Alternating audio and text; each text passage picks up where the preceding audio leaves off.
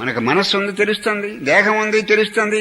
ఈ మనోదేహముల్ని నువ్వు లోపల అంతర్యాముగా ఉన్న వస్తువు నారాయణను గుర్తించడానికి ఉపయోగించు ఈ మనోదేహముల్ని. కానీ ఆ నారాయణ పరమాత్మానుభవం, ఆత్మానుభవం పొందడానికి ఈ రెండు ఉపయోగించుకోవనుకో, అది వదిలేసి ఇంకేదో సాధిస్తావు, ఏదో సాధిస్తావు అనుకో, సాధించవచ్చు. అదంతా స్వప్న సమానం.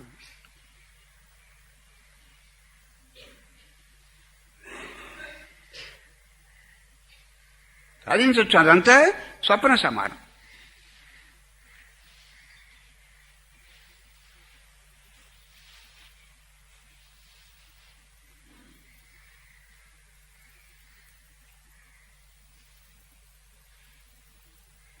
నేను అది సాధించాను, నేను ఇది సాధించాను అనుకుంటా. డన్ చేసిన అది చేశాను, నేను ఇది చేశాను, నేను ఇంకేదో చేశాను, వాళ్ళని ఉద్ధరించాను, వీళ్ళని ఉద్ధరించాను, ఏదో అనుకుంటా ఉంటాం కదా. మీరు ఎప్పుడైనా డాక్టర్ దగ్గరికి వెళ్ళి కూర్చోండి. అక్కడ ఆ పేషెంట్ని ఉద్ధరించాం, ఈ పేషెంట్ని ఉద్ధరించాం, ఆడు చచ్చిపోతే మీద ఏదో బతికించేసాం. కొంతమంది డాక్టర్లు ఆడు ఎంతమందిని చంపేశారో చెప్పరు. ఆ డయాగ్నోసిస్ సరిగ్గా చేయక వాళ్ళు ఎంతమందిని చంపేశారో చెప్పరు. ఆడిని ఉద్ధరించాం, ఆడ క్యాన్సర్ తగ్గించేసాం, వీడికి ఇంకోటి తగ్గించేసాం. ఇలా అనుకున్నాడు ఒక ఉన్నాడు కదా, వాడిని విడిచిపెట్టకుండా జ్ఞానం రాదు.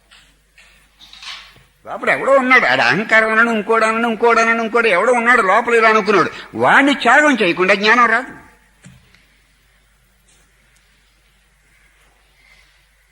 వాడిని ఉద్ధరించాం, ఏళ్ళని ఉద్ధరించాం, వాడు ఎవడో మనస్తానండి ఏదో పేరు పెట్టిన జీవుడు అనండి, లోపల ఎవడో ఉన్నాడు కదా అనుకున్నాడు. వాడిని త్యాగం చేయకుండా వాడికి ఆత్మజ్ఞానం రాదు. అది ఆత్మజ్ఞానానికి అడ్డొచ్చేవాడే వాడు.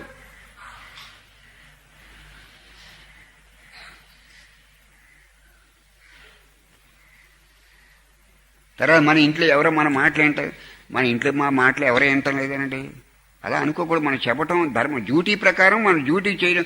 అదే కృష్ణుడు చెప్పాడు, నువ్వు డ్యూటీ చేయడానికి పనికొస్తావు అంతవరకు, నీ ధర్మం నువ్వు చెయ్యి, తర్వాత నీ నిదానంలో నువ్వు ఉండు. మన మాట వినలేదనేటువంటి అహంభావన మనకు ఇంకా అనవసరం. మనం చెప్పాలి, డ్యూటీ మనం చెయ్యాలి. ఇదే గీతలో చెప్పాడు, నీ డ్యూటీ నువ్వు చెయ్యి, తర్వాత ఏది జరగాలో జరుగుతుంది.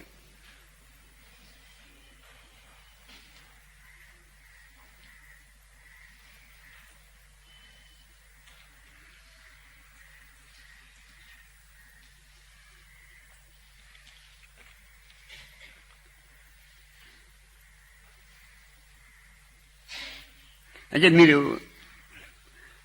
మనకంటే ఆళ్ళ పని బాగుంది, ఏళ్ళ పని బాగుంది ఎలా అనుకోకండి. అదొక మాయ, అదొక మాయ.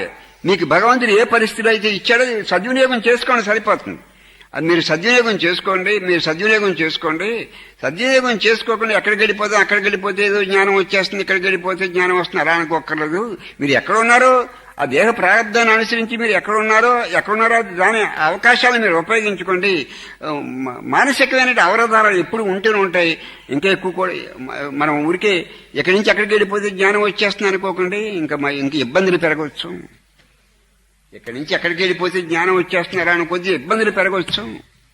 అంటే ఊరికే ప్రదేశం మారినంత మాత్రం చేత, పరిసరాలు మారినంత మాత్రం చేత జ్ఞానం వచ్చేది. ఇంటికానికి విడిచిపెట్టి ఎక్కడికైనా అడిగి పారిపోతే జ్ఞానం వచ్చేది. ఊరికే వాతావరణం మారుతుంది, పరిసరాలు మారుతాయి.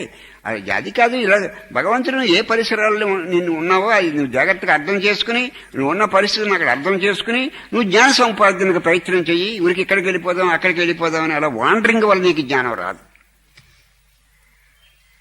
ఎక్కడికో పారిపోతే జ్ఞానం వచ్చేస్తున్నారు అలా అనుకోవద్దు.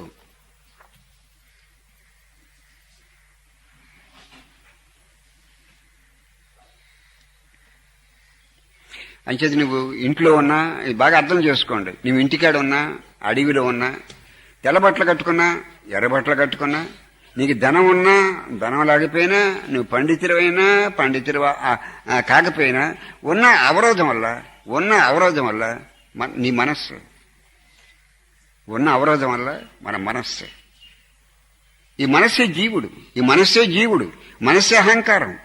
మన అవరోధం వల్ల మనస్సే, మనకి జ్ఞాన అమృతానుభవం కలగకుండా అడ్డొచ్చేది మనస్సే.